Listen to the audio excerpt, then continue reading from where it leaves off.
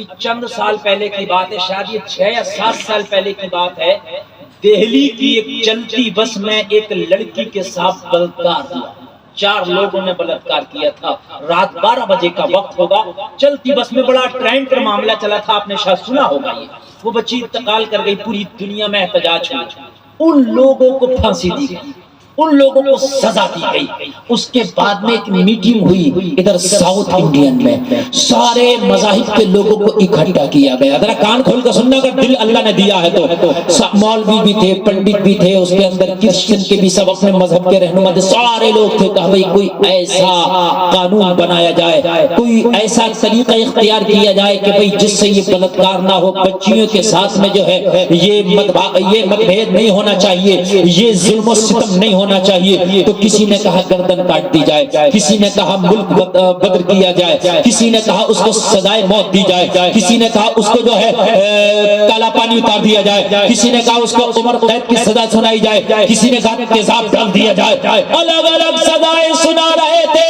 جب سب سنا کے اپنی اپنی بتا کے خاموش ہو گئے تو اسی سیمینار کے اندر ایک تمل ناڈو کا پنڈت اٹھا تھا، اس نے کہا تھا کان کھول کے سن لو، لڑکیوں کی حفاظت کے لیے اب نیا قانون بنانے کی ضرورت نہیں ہے، قانون تو 1400 سال پہلے بنا دیا گیا ہے، اس قانون کو فالو کرنے کی ضرورت ہے۔ میں گارنٹی کے ساتھ کہتا ہوں اگر لڑکیاں اس کو فالو کریں گی تو ان کی عزتیں محفوظ رہیں گی، ان کی طرف کوئی نگاہ اٹھا کر نہیں دیکھ سکتا۔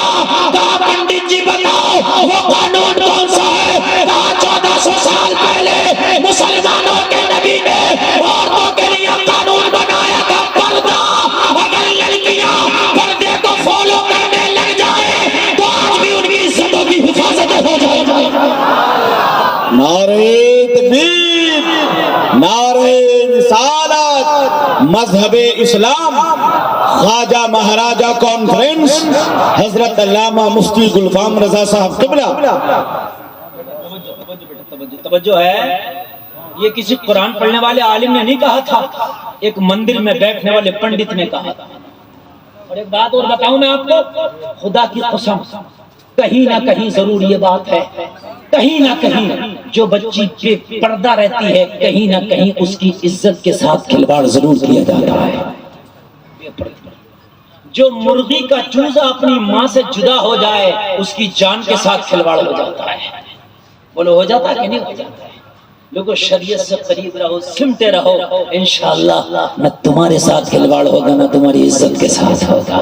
آج سے میں آنے والا ہوں، میں تمہیں وہ پیاری کہانی سنا دوں۔ مدینے کی ایک بڑی خوبصورت دوشیزہ ہے، ایک بڑی خوبصورت حسن و جمال رکھنے والی مدینے کی لڑکی ہے، مدینے کی گلیوں سے گزرتی ہے، ایک منچلے نوجوان کی نظر پڑی، تکتا ہی رہ گیا، لوگوں دل ہار بیٹھا، دل دے بیٹھا۔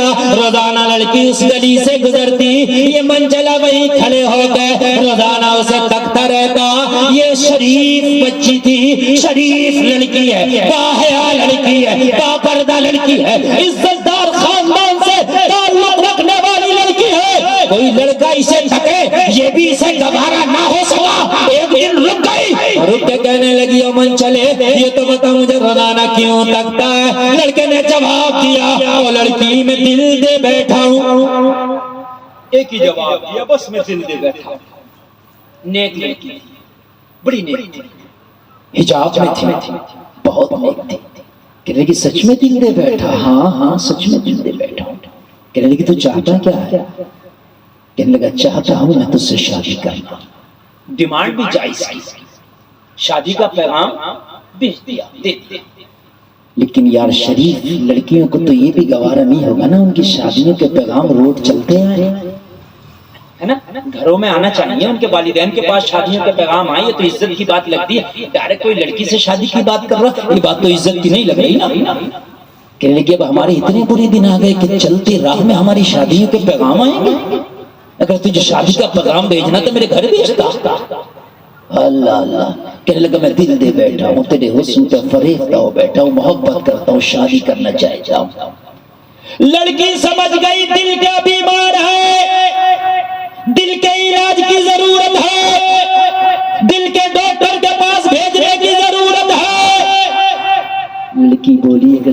شرط میں قبول کر لوں، تجھ سے نکاح کے لیے راضی ہو جاؤں تو کیا میری ایک شرط مانو گے؟ کہنے لگا تیری 1000 شرط مانوں گا اگر تو نکاح کرے تو، 1000 شرط پر میں یس کر بیٹھوں گا اگر تو شادی کے لیے راضی ہو جائے تو۔ کہنے لگی میری تو چھوٹی سی بس ایک ہی شرط ہے۔ کہنے لگا بول تیری شرط کیا ہے؟ لڑکی نے جواب دیا میری شرط اتنی سی ہے کہ 40 دن تک مسجد نبوی میں جا کے پہلی صف میں کھڑے ہو کے عمر کے پیچھے باجماعت نماز پڑھ لے۔ اسے پتا ہے یہ دل کا بیمار ہے، اور اس وقت زمانے میں اگر دل کا آپریشن کرنے میں، دل کی صفائی کرنے میں اگر سب سے بڑا مدینے میں کوئی ڈاکٹر ہے تو وہ عمر ابن خطاب ہے۔ جس راستے سے عمر گزر جاتا ہے وہاں سے شیطان بھی بچ جاتا ہے۔ ارے جب راستے میں عمر کا مقابلہ نہ کرے تو جو عمر کے پیچھے نماز پڑھائے تو پھر اس کا دل کتنا صاف ہو جائے گا۔ کہنے لگی بس تو 40 دن عمر کے پیچھے نماز پڑھ لینا، اس کے بعد تو آ کے یہی 40 دن کے بعد ملنا، پھر تیری شرط کے مطابق ہم تجھ سے نکاح کریں گے۔ لڑکے نے جواب دیا دوشیزہ اور لڑکی یہ تو کوئی بڑی بات نہیں ہے، میں تو سوچ رہا تھا شاید میری حیثیت سے بڑھ کے مانگو گی۔ ارے 40 دن کی تو نمازیں پڑھنا، میں ادھر گیا تو اس سے وعدہ کرتا ہوں آج یہاں سے جانے کے بعد گھر نہیں جاؤں گا، سیدھا مسجد نبوی میں جاؤں گا اور آج کے بعد 40 دن کی نمازیں با جماعت پڑھ کے آؤں گا۔ اس کے بعد اسی چوراہے پہ ملنا، یہیں پہ ملنا، اپنا وعدہ خلاف نہ کرنا۔ لڑکی نے کہا وعدہ پکا ہے، وعدہ خلافی نہیں کروں گی، یہ میری زبان ہے۔ اللہ اللہ یہ بھی چلا گیا، وہ بھی چلا گئی، وہ بھی چلی گئی۔ کان کھول کے سنو جلسے میں آنے والوں، یہ نماز کا کمال ہے۔ مسجد نبوی تو بڑی چیز ہے، تو اپنے گاؤں کی مسجد میں 40 دن کی نماز جماعت سے مت چھوڑنا، 40 دن تک نماز تو مت چھوڑنا، 40 دن کے بعد نماز تجھے نہ چھوڑے۔ 40 دن کتنا بڑا پیغام ہے حضرت کا، واہ واہ واہ، 40 دن زندہ باد زندہ باد۔ یہ میں وعدے سے کہہ رہا ہوں، واہ واہ جماعت پڑھنا 40 دن۔ کہتے ہیں نا نماز کی عادت ہی نہیں پڑتی حضرت، عادت ہی نہیں پڑتی، عادت ہی نہیں پڑتی۔ کیا کرتے ہیں جمعہ پڑھتے ہیں، ایک آدھ دو ٹائم پڑھے، اس کے بعد پھر ختم ہو گئے۔ 40 دن تک پڑھے با جماعت، کپڑا بھی پاک ہو، وضو غسل بھی اچھا ہو، نماز یاد کر لینا، 40 دن تک پڑھنا۔ 40 دن تک تو مت چھوڑ، اور 40 دن کے بعد تجھے یہ ایسا پکڑے گی جب تک دنیا میں رہے گا مسجد میں لے جایا کرے گی، مرنے کے بعد میدان محشر میں اٹھے گا تو جنت میں لے جایا کرے گی۔ اور قرآن میں اللہ نے صاف فرما دیا ان صلاۃ تنہی عن الفحشاء والمنکر، سبحان اللہ، بے شک نماز بے حیائی اور بری باتوں سے روکتی ہے۔ اتنے تمہارے ابا جی تمہیں نہیں روکیں گے جتنا نماز روک لے گی، لیکن نماز ہونا چاہیے۔ کہنے لگی نماز پڑھ کے آ، من چلا نوجوان تھا چلا گیا۔ آج سے نماز شروع کر دی، ٹارگیٹ تھا لڑکی کو حاصل کریں گے۔ ٹارگیٹ کیا تھا؟ شادی کریں گے، لڑکی کو حاصل کریں گے۔ توجہ کرنا نوجوان، توجہ کرنا۔ آج بڑی محبتیں بھری پڑی ہیں تمہارے سینوں میں، موبائل کی محبت، گاڑی کی محبت، کار کی محبت، قدر کی محبت، ادھر کی محبت، وقار کی محبت، فٹکار کی محبت، لعنت کی محبت۔ یہ لعنت ہی تو ہے، بڑی پڑی ہے، اتنی محبت ایسا لگتا ہے کہ حضرت مجنو بھی فیل ہے تمہارے سامنے۔ ان کی زندگی میں کوئی 14 فروری نہیں تھی، کوئی ویلنٹائن ڈے نہیں تھی، تم نے تو دن بھی بنا لیے، اور اس کے باوجود بھی کورٹ کچہری میں جتنے تمہاری میاں بیویوں کے جھگڑے چل رہے نا، اتنے ہیوی طریقے نہیں۔ ہاں نمک تیز ہو گیا تو طلاق دے دی، کہاں گئی تیری محبت؟ سالوں سے مرا پھر رہا تھا کہ مر جاؤں گا، پھٹ جاؤں گا، چڑ جاؤں گا، زہر کھا لوں گا، چوہے مارنے کی دوائی کھا لوں گا، شادی کروں گا، اور شادی ہو گئی، نمک کم ہو گیا، کپڑے اچھے نہ دھلے، طلاق دیے بیٹھا۔ اور بے وقوف یہ کون سی محبت کی جی؟ ایک تو فون کر کے کہہ رہا حضرت وہ میں نے اپنی بیوی کو غصے میں طلاق دے دی، تو میں نے کہا بے وقوف پیار میں کون دیتا، غصے میں دیتے ہیں سب طلاق۔ یعنی اتنی محبتیں بھی ہیں، دل بھی بھرا پڑا، اور اس کے بعد طلاقیں بھی اتنی ہو رہی ہیں تمہاری۔ اے لوگوں کان کھول کے سنو، محبت کسے کہتے ہیں میں بتاتا ہوں۔ چلا گیا نمازیں پڑھنا شروع کر دیا، ایک ہفتہ گزرا، 2 ہفتہ گزرا، 3 ہفتہ گزرا، 4 ہفتہ گزرا، لوگوں جیسے ہی مکمل طریقے سے 40 دن کی نمازیں پڑھا۔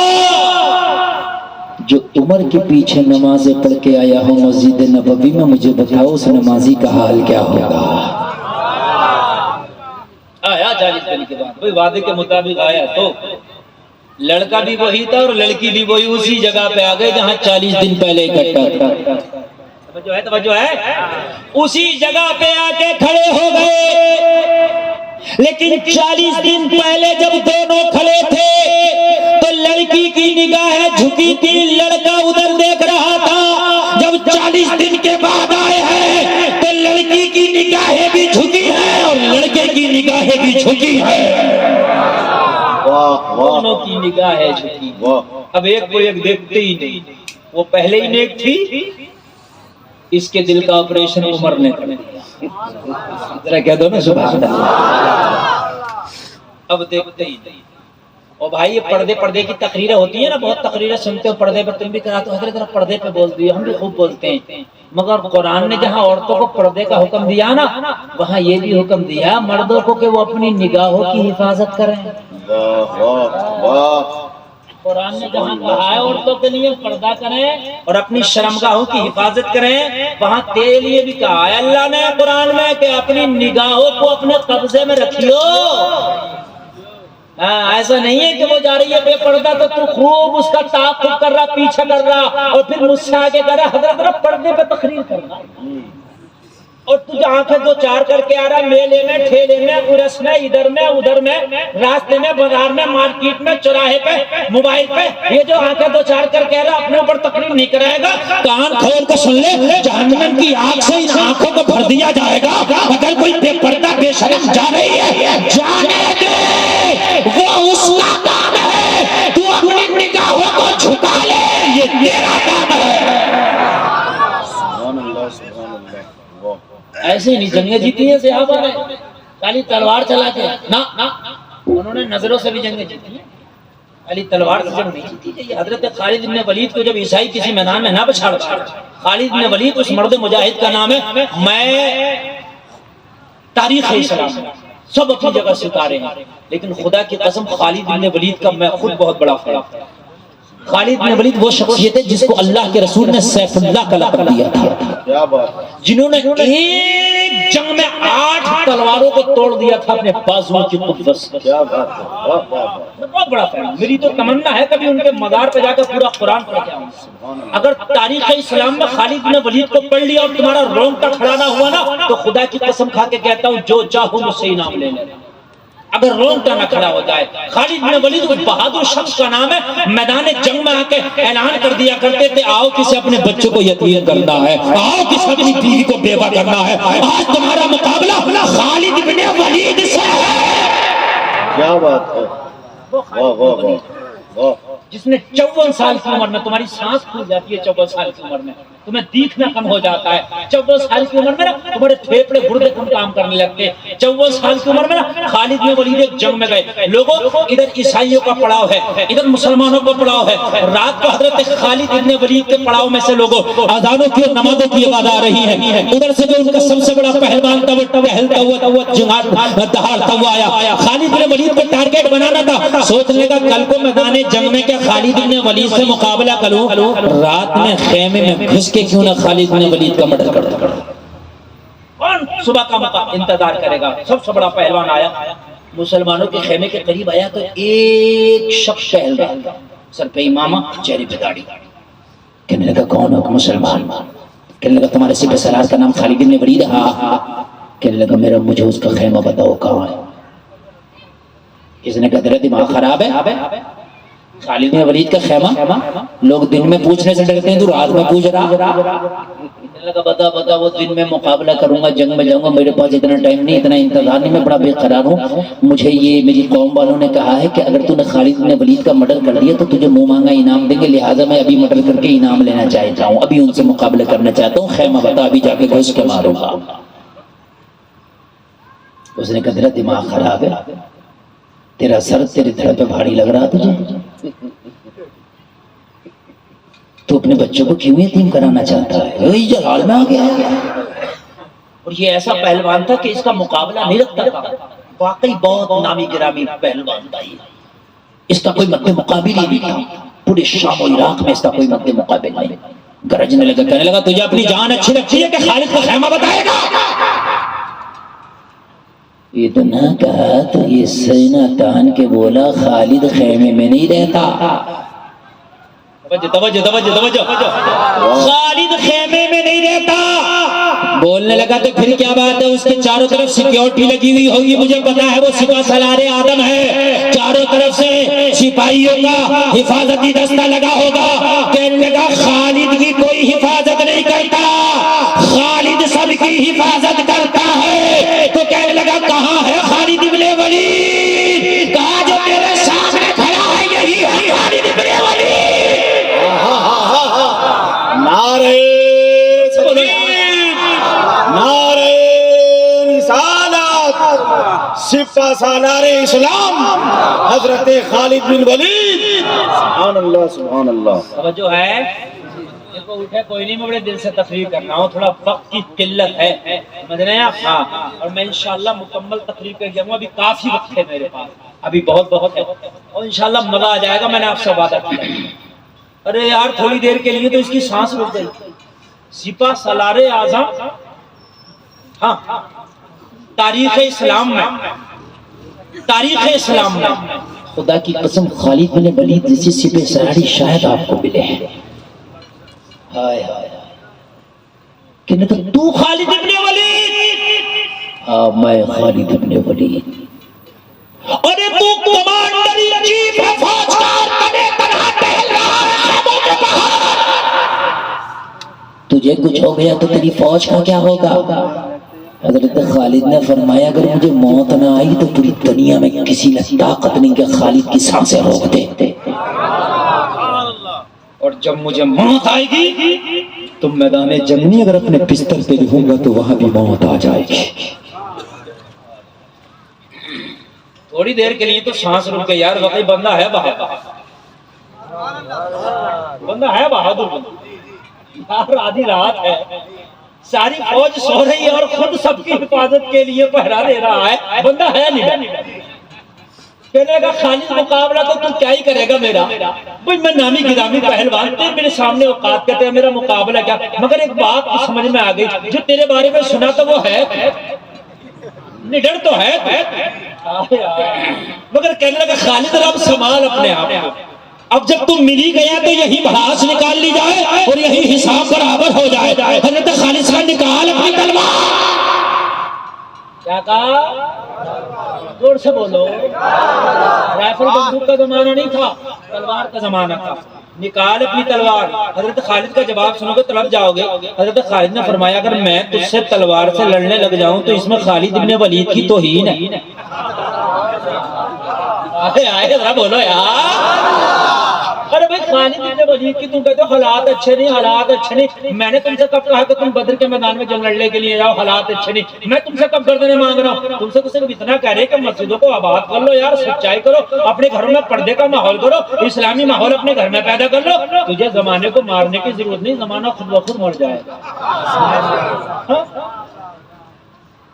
ارے بس گردنیں کٹا کے چلے گئے، تجھے نہ کاٹنے کی ضرورت نہ کٹانے کی ضرورت، بس تجھے تو میدان عمل میں آنے کی ضرورت۔ حضرت خالد نے فرمایا ایک پہ ایک تو اپن کبھی تلوار کا سوچتے بھی نہیں، تو اکیلے پہ اکیلے مقابلہ نکال لے، اپنی تلوار و بھڑاس نکالو، خوب نکالنا، یہ نہ سوچنا کہ خالد نے موقع نہ دیا، اب میں تلوار نہیں نکالتا، تیرے سامنے میں تلوار نکال کر لڑنے لگ جاؤں تو پھر اس میں خالد کی توہین ہے۔ تھوڑی دیر کے لیے سانسیں پھر رک گئی، بندہ ہے واقعی نڈر ہے، نڈر، بس اس نے اپنی تلوار نکالی اور جیسا بھاری بھرکم یہ خود تھا نا، ایسی بھاری بھرکم اس کی تلوار بھی تھی، سمجھ رہے ہیں آپ کہ نہیں سمجھ رہے؟ بھاری بھرکم اس نے ادھر سے وار کیا ادھر سے کیا۔ حضرت خالد کی 54 سال کی پھرتی کا عالم یہ تھا جدھر سے وار کرتا ادھر سے بجلی کی طرح اپنے آپ کو بچا لیتا، جدھر سے وار کرتا ادھر سے بجلی کی طرح بچا لیتے۔ اور ایک بات میں آج آپ کو اور بتا دوں، تاریخ اسلام میں یہ چیزیں شاید ملتی ہوں جو میں آپ کو بتا رہا ہوں کہ میں بہت بڑا فین ہوں. ایک طریقہ تھا پہلے جنگ ہونے کا. ادھر اسلامی لشکر، ادھر اپوزٹ عیسائی یا کفار جو بھی ہوتے تھے. پہلے ایک پہ ایک جنگ ہوتی تھی. آپ نے کربلا کی جنگ میں بھی سنا ہوگا کہ حضرت علی اکبر آئے، پھر اس کے سامنے یہ آیا حضرت امام قاسم آئے، ہے کہ نہیں، ان کے مقابلے میں فلایا ایک پہ ایک ہوتی تھی. ادھر سے بھیجو کون بہادر ہے، ادھر سے بھیجو کون بہادر ہے. تو جو ایک بہادر ہوتا تھا ایک پہ ایک جنگ ہوتی تھی. پھر جو بھی مر جائے پھر دوبارہ ایک ایک کر کے آتے. کچھ دیر تک جنگ کا سلسلہ ایسے ہی چلتا تھا. جس جنگ کی قیادت حضرت خالد ابن ولید کرتے تھے، سپہ سالار ہو کر جب ایک پر ایک جنگ کا معاملہ آتا تھا تو ادھر کا سپہ سالار اپنے کسی بہادر فوجی کو بھیجتا تھا، ادھر سے خالد ابن ولید کسی کو بھیجتے نہیں تھے، بلکہ ایک پہ ایک لڑنے خود جاتے تھے. زندہ باد زندہ باد. جائے گا یار سپہ سالار اعظم کون جائے گا؟ مجھے بتائیے. سپہ سالار گیا تو فوج گئی، جس کا قائد نہیں تو قیادت کون کرے گا؟ خود جاتے تھے. کتنی بار ایسا میں نے پڑھا. کان کھول کے سن، چاروں طرف سے تلوار کا وار کیا، وار کرتے کرتے تھک گیا. آخری بار پوری طاقت سے زور لگا کے کیا کہ حضرت خالد کی گردن صاف کر دوں گا. دونوں ہاتھوں سے تلوار پکڑ کے جب تلوار گھمایا گردن پر مارنے کے لیے، خالد زمین پر بیٹھ گئے. دونوں زمین پہ بیٹھ گئے. نقشہ کھینچو. دونوں ہاتھوں سے گھمایا، زمین پہ بیٹھ گئے. بیٹھے، وار خالی گیا. تلوار بھاری تھی، اس وار خالی گیا، پورا ہی گھوم گیا. جب بھاری چیز کو ایسے گھماؤ گے تو اس کے پریشر سے خود نہیں گھوم جائے گا بندہ. تلوار مار رہا تھا تو خالد کے سامنے اس کا چہرہ تھا. جب تلوار نے اسے گھمایا تو ایک لمحے کے لیے خالد کے سامنے اس کی پیٹھ ہو گئی. حضرت خالد نے چھلانگ لگا کے نہ شیر کی طرح پیچھے سے اس کو پکڑ لیا. تاریخ میں ہے اتنی زور سے پکڑا، اتنی زور سے پکڑا کہ اس کی پسلیاں توڑ ڈالی. اس کی پسلیاں ہی توڑ ڈالی اور آگے کی پسلیاں کمر کی جو بیک بون ہوتی ہے نا، ریڑھ کی ہڈی، اس سے ملا دی. یہ بہتا جا رہا تھا اور موت کا گھونٹ پیتا جا رہا تھا. جب سیف اللہ کی طاقت کا یہ عالم ہے تو محمد رسول